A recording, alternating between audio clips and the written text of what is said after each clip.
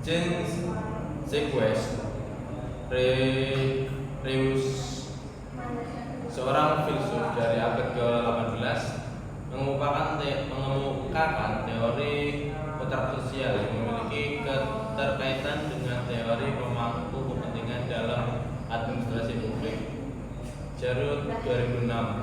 Menurut Reus, legitimasi kekuasaan pemerintahan seharusnya berasal dari persetujuan semua warga, di mana setiap orang memiliki hak untuk berpartisipasi dalam perbuatan kebijakan yang mengaruhi kehidupan mereka.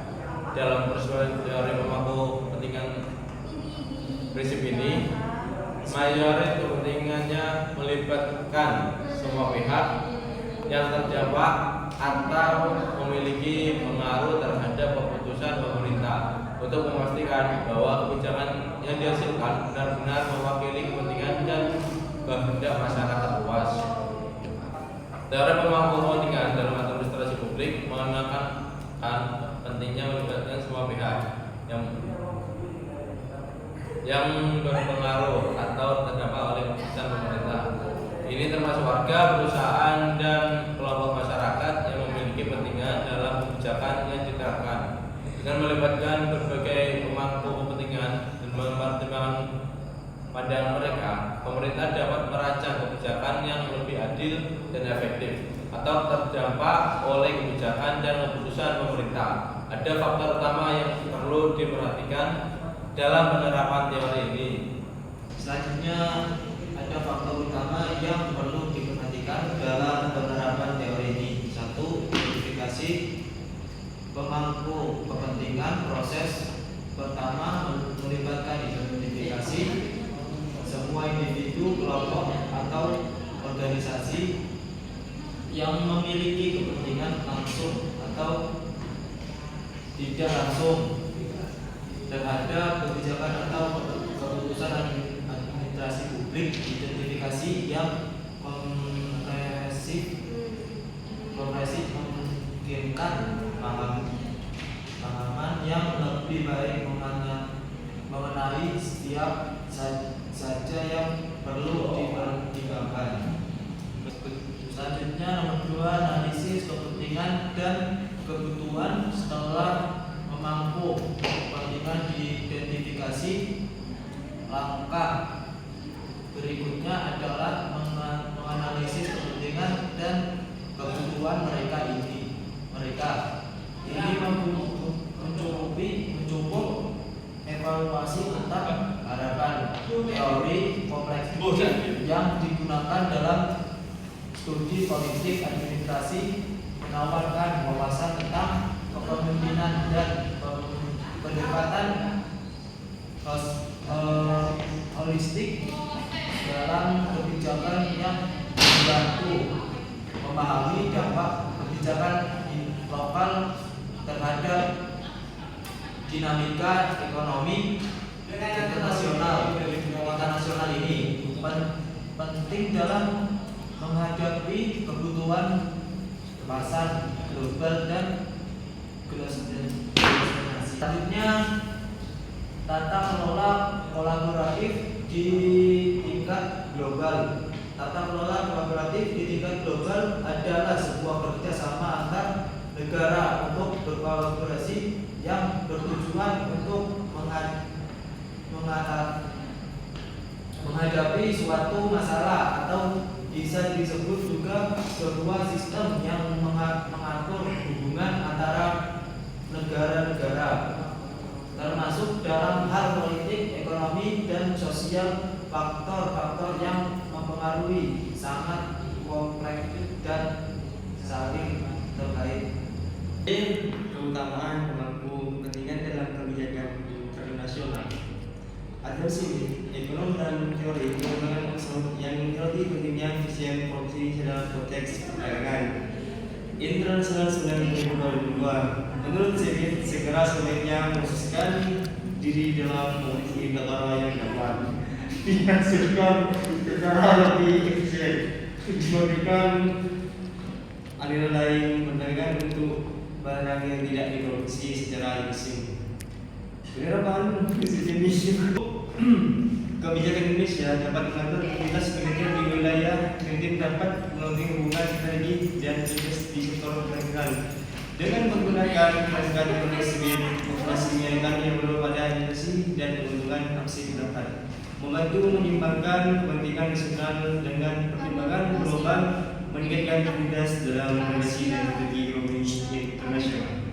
Baik, selanjutnya keutamaan pemangku kepentingan dalam kebijakan internasional mengacu dan keterlibatan berbagai pihak yang memiliki kepentingan dalam isu global dalam proses pembuatan keputusan. Ini mencakup negara, organisasi internasional.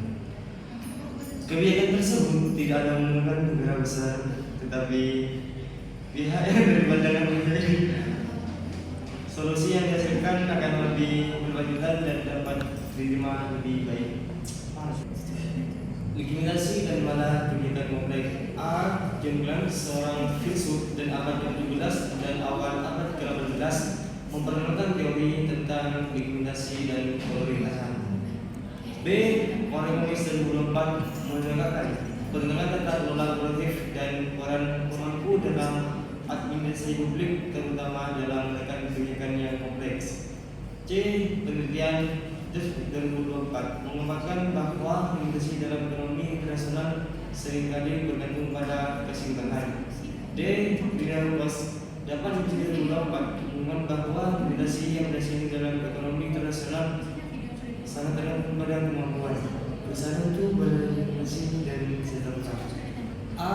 Pentingnya ketertiban pemangku kepentingan aktor-aktor yang terlibat.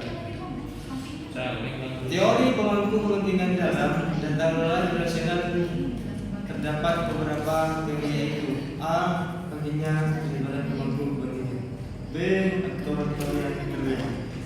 C. Manfaat perlibatan pemangku kepentingan. D. Contoh aplikasi negosiasi perubahan iklim. E. Kontribusi terhadap kerjasama internasional. Studi kasus 1. Kasus proyek ulangan operasi dan produksi hasil 5 mata menyadari bahwa perlibatan pemangku kepentingan dapat mendukung memperlangsungkan aktivitas bisnisnya. Solusi kasus 1 sebagai sebuah perusahaan yang telah lama berdiri dan banyak dikenal oleh masyarakat. Tentunya PT Pertamina memiliki program-program yang dapat memberikan manfaat bagi masyarakat. Studi kasus 2. Banjir besar yang terjadi pada 1 Juli 2021 di China. 3 Juli dia menjadi peringatan bagi semua negara di dunia bahwa perubahan iklim telah menjadi ancaman besar bagi kehidupan umat manusia. Solusi 2. Mengingat perubahan iklim bersifat lintas negara, contohnya berkolaborasi menghadapi tantangan yang disebabkan perubahan iklim dengan mempromosikan strategi mengatasi perubahan iklim. Kemudian lanjut untuk studi kasus yang ketiga.